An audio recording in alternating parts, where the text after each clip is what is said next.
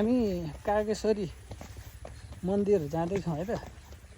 आज शनिबारको दिन तपाईँहरूलाई कागेश्वरी मन्दिरको दर्शन गराउँदैछौँ। पुरा भ्लग हेरेर लाइक कमेन्ट र सब्सक्राइब गर्न नबिर्सिनु होला।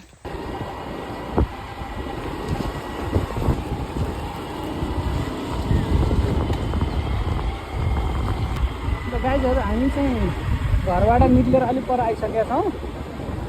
अब बाटो यस्तै छ, बाटो देखाउँदै तपाईँहरूलाई चाहिँ हामी चाहिँ कागेश्वरी मन्दिरसम्म पुर्याउँछौँ है त गाइजहरू।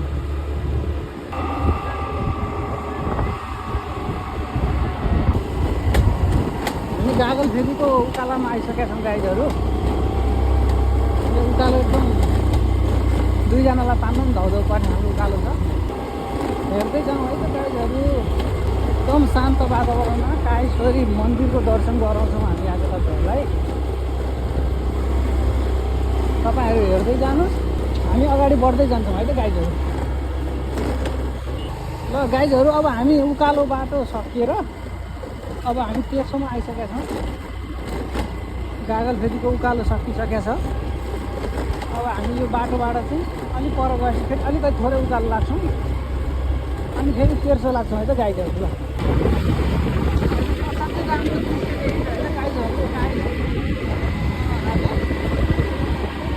गाइजहरू, अब हामी कागेश्वरी मन्दिर छिर्ने गेटतिर आइसकेका छौँ। यहाँबाट अलिकति अगाडिदेखि नि त्यो अगाडिको चाहिँ गेट हो गाइजहरू। अब हामी त्यही गेटबाट चाहिँ सर्लक्क मन्दिर छिर्छौँ है त गाइजहरू। ल हामी गेटबाट भित्र छिरिसक्यौँ है त गाइजहरू। ल लगभग अब हामी साधनबाट ओर्लिने बेला आइसकेको छ गाइजहरू। यहाँबाट चाहिँ हामी हिँडेरै परसम्म जान्छौँ है त।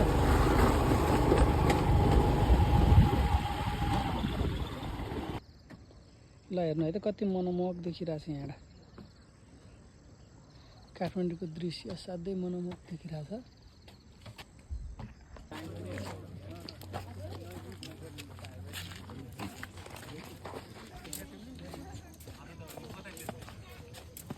हामी पैदल यात्रा सुरु गरिसकेका छौँ। अब हामी केही बेरमा मन्दिरसम्म पुग्छौँ है त गाइजहरू।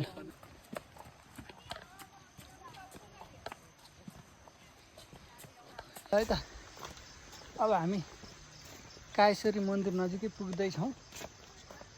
यहाँ वरिपरि एकदमै शान्त वातावरण छ, एकदम मनमोहक छ यहाँको दृश्यहरू।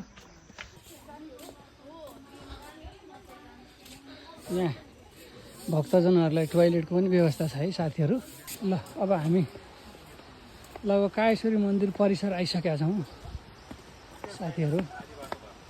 यहाँ चाहिँ भक्तजनहरूको भिड लाग्दाखेरि यहाँ माथि पुल तरेर जानुपर्छ। अहिले यहाँ धेरै परिवर्तन भइसकेको छ।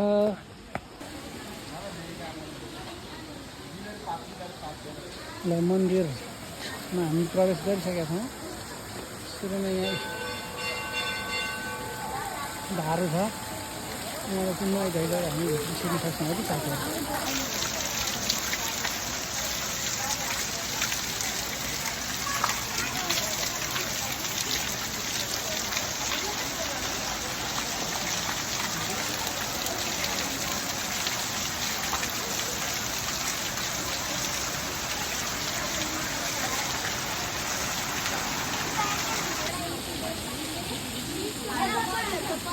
यहाँ आज शनिबार भएर चाहिँ भक्तजनहरूको धेरै ढिन्चो लाग्ने गर्छ।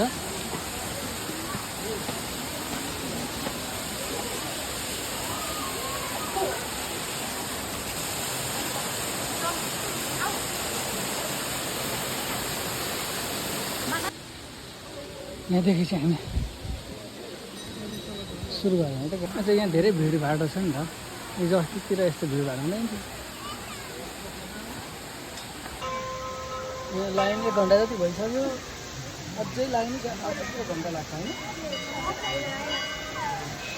यति लामो समय कागेश्वरीमा लाइन बस्छ कि पहिलोचोटि होला।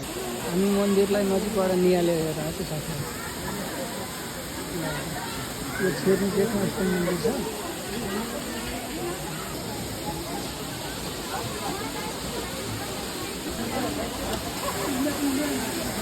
हामी मन्दिरको धेरै नजिकै आइसकेका छौँ।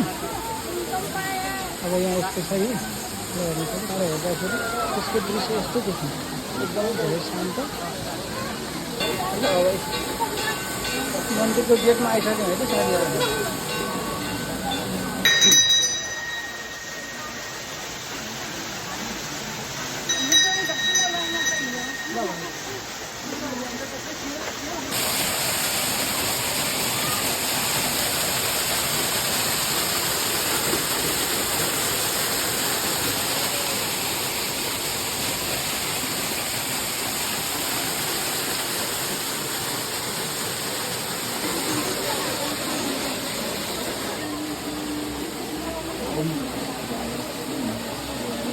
यहाँ चढाइदेऊ, त्यहाँ आलु चढाइदेऊ, सबै कुरो चढाइदेऊ, चामल पनि चढाइदेऊ।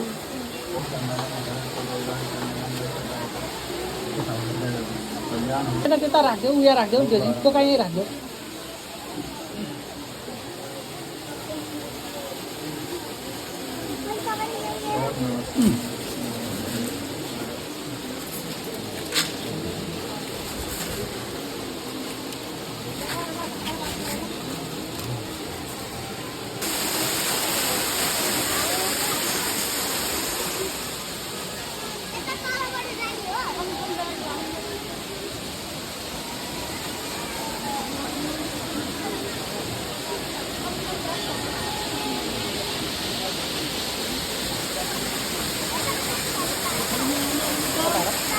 हो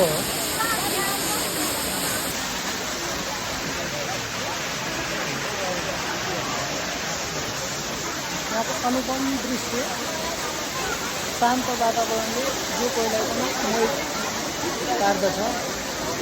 र भक्तजनहरू धेरै भिड लाग्ने गर्छ प्रायः शनिबारमा र विभिन्न ठाउँबाट पनि दर्शन गर्ने भक्तजनहरूको ओहिरो लाग्ने गर्दछ।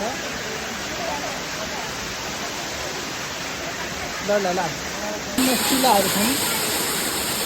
हजुर यहाँ त चढाइसक्नु पर्यो, परै चढाइहाल्यो नि।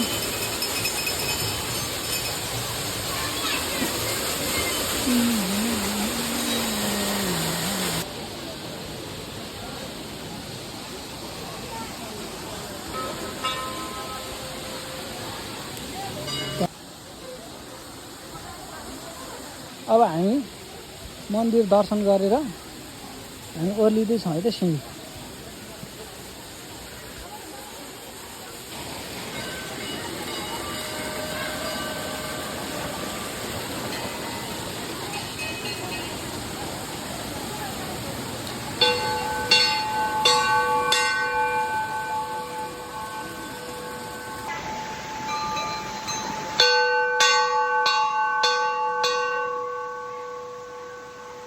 अब हामी फेरि तल आइसकेका छौँ। यहाँ काठको मूर्ति लगायो, अहिले धेरै मूर्तिहरू थप गरिएको गाईहरू। यहाँ साँच्चै नै अभूतपूर्व शक्ति छ यो ठाउँमा। जो कोही पनि यहाँ आएर मन शान्त बनाएर जानु सक्ने त्यस्तो खालको ठाउँ छ यहाँ।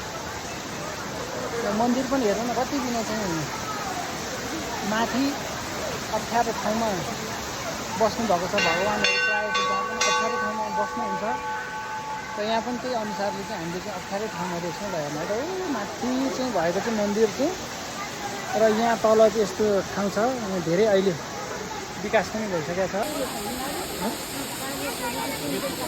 र अब यहाँ हामी खाल ल अडियो ल हेर ठ्याक्कै अडियो मैले फाल्दाखेरि ल टक्रक टक्रक अडियो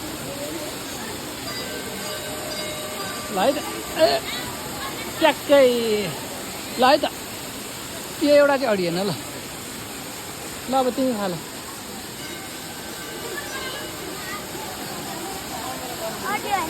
अडिएन उतापट्टि गऱ्यो गऱ्यो